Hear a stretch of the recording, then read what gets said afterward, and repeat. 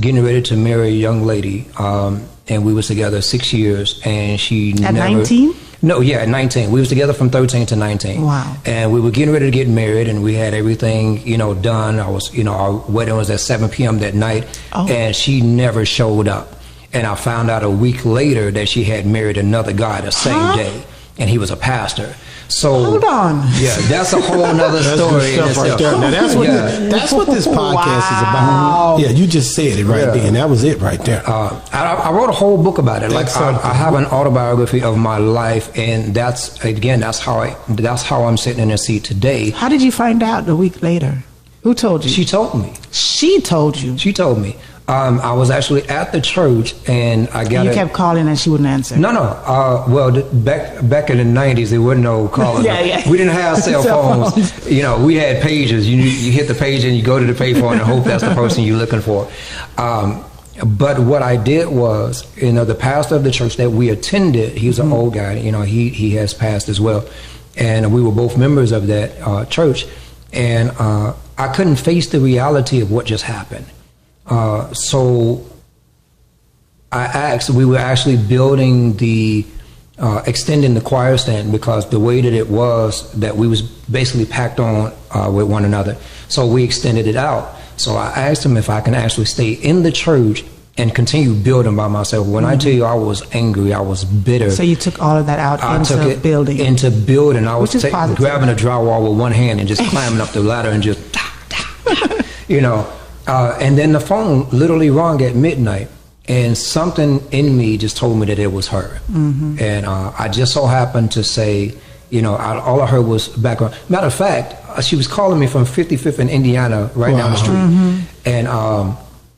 And I can hear the car zooming past, and I was like, hey, if you were going to marry somebody else, and I was guessing. I had no idea that I was hitting the nail on the head.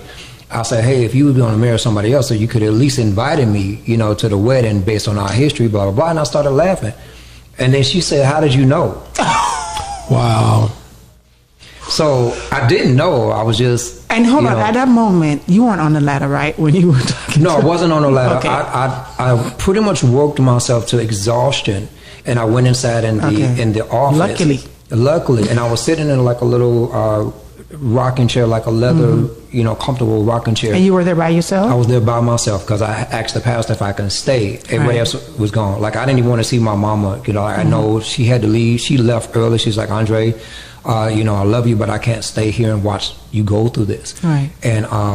And so she left. My mom has wrestled with a bunch of illnesses over the course of some years, and she's gained a lot of weight, and she just recently lost it too. Okay, awesome. A bulk of it. So I haven't seen her at this size since I was a teenager, so I'm really, really excited about that. But she walked out, and I think that affected me more than anything else, because to be able to look your son in the eye and say, like, I can't stomach this anymore, like, I don't think she's going to show. You can stay if you want to, but I just got a bad feeling. I just feel like she's not going to show up, and I can't sit through this. And she walked out on me, and at that point, I'm 19 years old. I'm feeling like my mama walked out on me. That's the feeling, and it was very emotional. It was a lot of emotional events happening all at one time, and that goes into an even deeper story. But she never showed more of the story, but she ended up coming back with me a week later. One thing led to another. So on the phone, after you finished that phone call, and she told you that, what did you do? So when she said that, I was stunned. Of course, I kind of hit the seat, like, what's going on with this? And then I asked her, do you love me? And she's like, I do. Now, again, like I said, this story is really, really deep. And like I said, I wrote the book details. What's the name of the book? It's called Changed at the Altar. Okay. The Andre Nero story. Okay. I saw that, and I was like figuring, with the title, I'm like, okay, maybe you were into some bad dealings, and then you change your life at the altar. I wasn't thinking about wedding for some reason. I was just thinking about you giving up your life to Christ. That's what I was thinking about with that. No. Definitely not. In some ways, I wish that was the case. But in reality, so how you can take a negative situation and it can be converted to something so positive. And in reality, that's what happened. So in the midst of travesty, I developed triumph. So it took a lot of different things that were in turn of events to develop and shape the person that you're looking at today. But I would not be who I am today without that situation. Without that situation.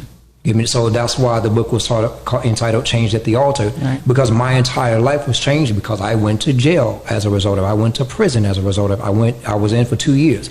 Like I know my ID number by heart. So being a 19-year-old.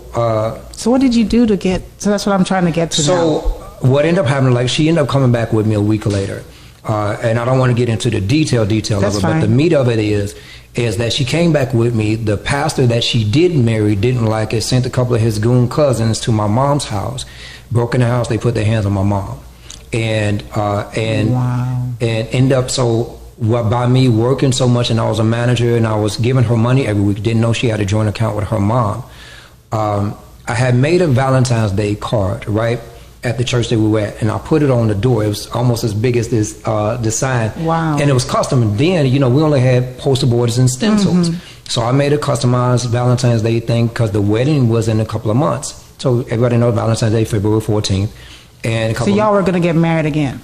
No, we were going to get married. Okay, so the Valentine's Day card situation happened a couple of months before the wedding. Cool. Okay. Now, so this thing gets deep. What ended up happening is that I didn't know that the mom I was a new member at the church. I actually just joined that year. That was 1999. Okay. I had just joined. And again, mind you, I'm putting money in her account. This is my fiance. This is, the love of my life. I'm putting money in her account every paycheck. So what ended up happening is that as me being a new member, I asked the pastor of the church if it was okay to put this, post on the board. Now, I didn't know that the mom was lying for years about who her father was. Oh. So what I did was I put her real last name on the Valentine's Day card. Again, like I said, it's deep. Her mother was the assistant first lady of the church, which her stepfather was the assistant Don't pastor. tell me the father is the pastor. No. Okay. So the stepfather was the assistant pastor of the church. So when I made this card, everybody's asking this question: Andre, this card is amazing. Just another blah blah blah. But who is this person? And I'm thinking they getting jokes because at the end of the day, they seen me 3 times a week. So I'm like, I know y'all joking. So when the stepfather come in, aka the assistant pastor, he loved it. He was like, Andre, this is very creative. I wish I had some of the creative ingenuity that you had at your age. And then when my ex-fiance came in, she was excited. She crying and everything. But when the mom came in, she yelled my name from the front of the church because we was in the back of the church. And then I went to the front, and then of course her husband and my fiance at the time, we rushed to the front like, what's going on? So she grabbed me by my arm and threw me into the pastor's office and cussed me clean out and told me, how dare you try to cause a division with my family, this and another, in this church. They've known about this name for so long, whatever, blah, blah, blah. Still, I didn't know what was going on. And halfway through her cussing me out, I realized, she must be talking about me using the name that I've always known. She never told me that she was lying. Sometimes you roll with the punches, things like that, or whatever. But nobody said anything. But I guess she didn't anticipate me putting this life-size Valentine's Day post on the thing at the same time. So at that point, she made a vow to me, and she promised me. She said, "You will not marry my daughter." That's when things started to shift. So me and her, if you've seen one, you've seen the other, similar to how you guys' relationship is. You see one, you see the other. So things started quickly transitioning into, now we got to move the wedding date up because now this has the potential of getting a little dangerous. So now my mindset is, I got to save her. And because she wasn't one to really speak up for herself, I was the voice box for everybody. I'm a natural born leader. So what I do is I protect people. If something needs to be said, and saying it diplomatically where people can understand what we're talking about, I was the person who said it for both of us. And we liked it that way. That was,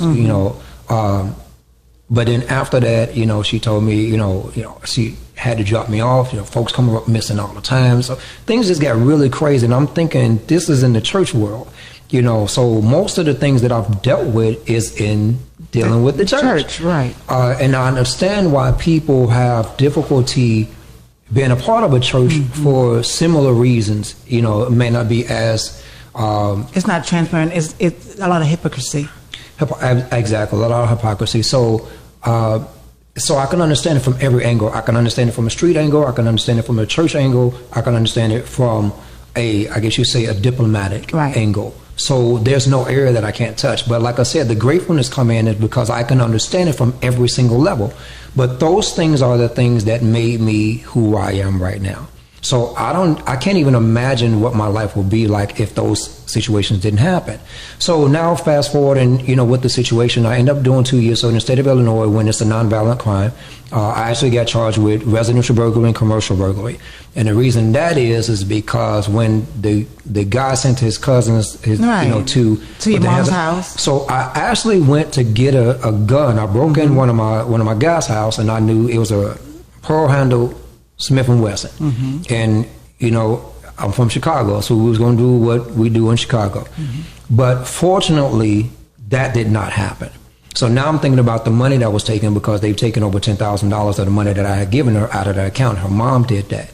And so when I ended up breaking into the house, so my original thing was to, okay, so since you want to change my life, let me change yours.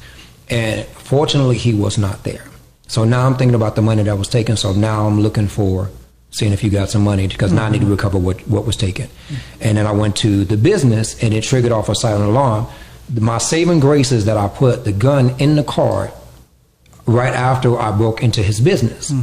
And I was looking for, you know, the cash register to see if I can, you know, if I'm looking for the $10,000. Right. And I didn't find anything. And I was so out of it. I was literally up over 21 hours, and I had to work 3 full-time jobs. So I was working McDonald's as a manager. I was working Popeyes out as a manager. So when I leave from one, I would leave to the next. And then I had a construction job on the weekends to try to recover the job. Right. So now that we was together, I couldn't spend any time with her or anything like that, because we had to recoup these finances. So the crazy part about this story is that, as me being a manager of McDonald's for numerous years, I was the fastest promoted manager that McDonald's has ever had. I got promoted in 1 week, never having any experience in McDonald's whatsoever. In 1 week. Wow. They offered and bought out the house behind the South Hall of McDonald's, South Hall of McDonald's, and they started training me. So for years, I was giving these same 3 officers what's called prison meals every morning. It's a quarter pounder with cheese. I mean, every day. It's a quarter pounder with cheese and a small fry. They were also my arresting officers. So when they pulled up, they was baffled because I didn't get in trouble. And it's like, Nero? And because they triggered off the silent alarm, so they had the guns drawn. It's like, Nero, I don't know what's going on with you, but whatever it is, we can talk about it. Just, you know, relax, lay down, or whatever, blah, blah, blah. And I was so out of it because I had literally been up for 3 days. And I was going to be off the next day. So for all this to happen in the same day was like, you know, I was deranged, so my mind was gone. And my mindset is that, you know, you messed with my family. You know, you messed with my mom and my fiance. So at the end of the day, I don't know if you've ever been in a situation where when you have adrenaline and you're angry, at the same time, you become like the Incredible Hulk. You know, you can't think straight, things like that. And the one officer, he was a huge guy. He had to be at least 260 pounds. And I laid down, and to taunt him, he put his knee on my neck, and just a test of strength, I just kind of like pushed him off my neck. And I was like, I'm just joking. You can arrest me now. And I got to think, I don't like to be uncomfortable. So when they arrest me, you know, they put your hands behind your back. And by the time we got to the station, I had the cuffs in front. I was like this, like, it's like, didn't you? Yeah, didn't we just cuff you like? I just, you know, flexible. Yeah, at that time. Now I'm 43 now. I can't do the things that I used to. So fast forwarding through all of that, that's how I met my dad. He was actually a county sheriff, and he would come down the gallery. He would sing down the gallery. Everybody knew him, and just an amazing man. Of course, coming from Chicago, when you got a guy that's looking at you a certain type of way, you think, hey, I'm not with that. I ain't with that. But he kept looking at me. But when he looked at me, he wasn't just looking at me to look at me. You can tell he was looking through my soul. And I went mute for 6 months. I didn't talk to anybody for 6 months. I had wild hair. I can show y'all pictures that'll literally blow your mind. I had wild hair, and my beard was crazy. I was unrecognizable. And he said to me that, he said, young man, he said, God has assigned me to you. He said, I know you mad at him right now. He said, you might feel like, you know, the weight of the world is on your shoulders and you got to do this and do that and do whatever. He said, but once you touch down, he said, come find me. And he gave me, you know, the area to find him. And what ended up happening, now, this is really going to blow your mind. Because in the state of Illinois, like I said, you have to do 50% of the time. They gave me 8 years. I believe at that time, Bishop Larry Trotter was there. A couple of preachers around, the city was there in support, because I've always been a community figure, I guess you say upright citizen, so to speak. And I just had a great outpour of support. And then the judge said, we understand and we appreciate everybody coming. But at the end of the day, if we let him go with a slap on the wrist, then that sets a bad precedent for anybody to come, do what he did behind him. So I'm sentencing him to 8 years. Now, I had to do 4. I got at my 2-year mark. I just bought me a color TV and everything else. And they popped my cell Friday the 13th, July 2001. They said, Nero, pack your stuff. It's time to go home. I hesitated because, again, I know I got 2 years left. My paperwork says I got 2 years left. But what ended up happening as I was processing all the information, processing out, I stole my ID card so I can always remember where I came from. And then when I got to the last checkpoint, I said, hey, this is the last thing that I got to process out, right? Like, I ain't got nothing else, right? And the lady started laughing because I'm like, I need to know before I ask you what I'm going to ask you. So I asked her, I said, can I ask you why they're letting me go? And she said, oh, that's an easy question, because they were overcrowded by one and you were the lucky person. Wow. I don't believe in luck. I believe in purpose. And sometimes you have to go to the bad in order to find your purpose. And now that I found my purpose, through that travesty, I found my triumphant moment to discover who I really am. You see what I'm saying? And that's the reason why, as far as the campaign is concerned, that's why I firmly believe that I